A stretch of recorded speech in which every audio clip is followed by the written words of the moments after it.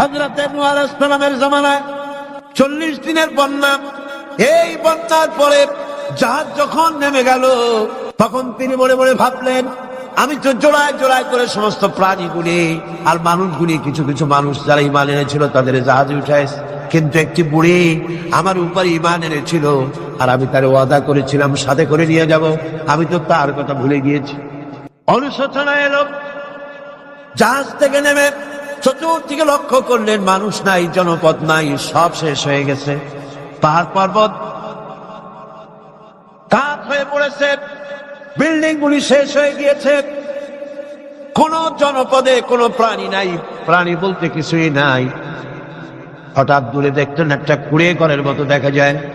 ভাবলেন, এত বড় বন্যার ভিতরে কুড়ে ঘর কেমনে থাকলো?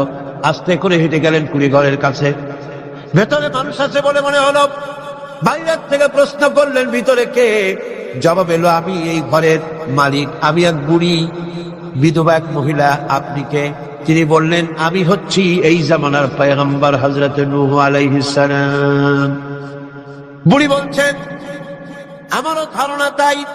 আপনি আমাকে ওয়াদা করেছিলেন বন্যা হলে পরে, বন্যার আভাস যখন আপনি পাবেন